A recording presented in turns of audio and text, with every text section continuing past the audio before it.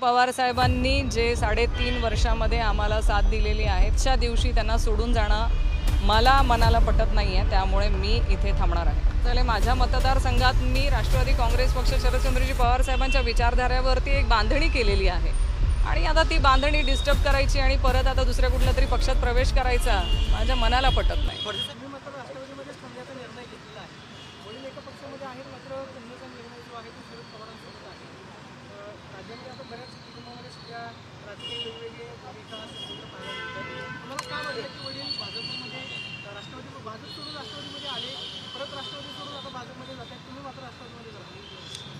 त्यांचा निर्णय त्यांनी का घेतला हे ते सक्षम आहेत त्यांचा निर्णय घेण्यासाठी आणि त्यांनी त्या बाबतीमध्ये काल प्रेस घेऊन त्यांची भूमिका पण जाहीर केली आहे. मी राष्ट्रवादी काँग्रेस पक्ष शरदचंद्रजी पवार साहेबांच्या विचारधारेचा जो पक्ष आहे त्या पक्षासाठी मी इथे थांबलेली आहे आणि आदरणीय पवार साहेबांनी जे 3.5 वर्षामध्ये आम्हाला साथ दिलेली आहे ते साथ आणि त्यांच्या पक्षाची विचारधारा आजच्या दिवशी त्यांना सोडून जाणं मला मनाला पटत नाही आहे, त्यामुळे मी इथे थांबणार आहे. त्यांच्या पक्षाचे विचार पटत नाही असं मी म्हटलं नाही, पण मला राष्ट्रवादी काँग्रेस पक्षाची विचारधारा मला आवडते म्हणून मी या पक्षात आहे आणि शेवटी ज्याला जिथे काम करायला आनंद आहे त्याने त्याच पक्षात काम करावं.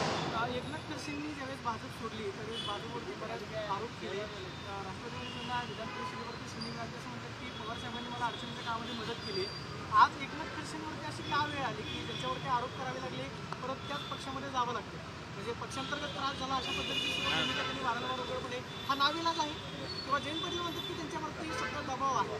दबाव नेमका कुठल्या गोष्टींचा? आदरणीय खडसे साहेब तुमच्या सगळ्या प्रश्नांची उत्तरं देऊ शकतील. माझ्या वैयक्तिक संदर्भातलं काहीही प्रश्न असले तर मी उत्तर द्यायला बांधील आहे. भाजपचा दबाव टाकून प्रवेश करून घेतो असं तुम्हाला वाटतं?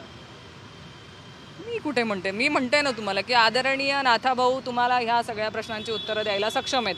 ते का तिकडे जात आहेत, त्यांनी का हा निर्णय घेतला आहे हे ते चांगल्या रीतीने उत्तर देऊ शकतील. माझ्या एकटीच्या संदर्भामध्ये तुम्हाला जे प्रश्न विचारायचे असतील ते मी उत्तर द्यायला इथे आहे.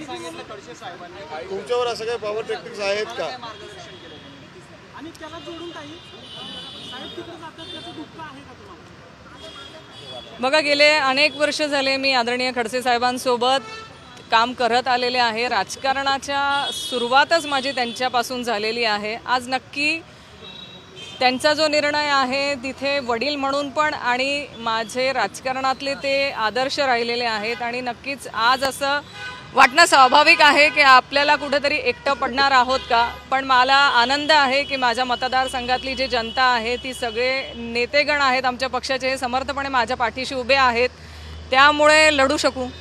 तुम्हाला चला बनले होते का भाजपमध्ये जावं लागते आता तुम्ही पण चला असं काय तुमच्याशी चर्चा केली का बेसिकली काही त्यांनी जायच्या आधी? मी गेले अनेक वर्ष झाले जे राजकारणात काम करते, मला असं वाटतं आता तेवढे निर्णय घेण्याची कॅपॅसिटी माझ्यात आहे की मी कुठे काम करावं आणि कुठे काम करू नये. त्याच्यामुळे इंडिपेंडन्स आणि त्या तऱ्हेने मॅच्युरिटी आमच्या घरात आहे की ज्याला एका काळात तुम्हाला संकटाच्या काळात पवार साहेबांनी या इकडे साथ दिली, सोबत होते, दुसऱ्या बाजूला तुमचे वडील भाजप शिवली की परत भाजपलाच जात आहे. धर्मसंकटात सापडलं.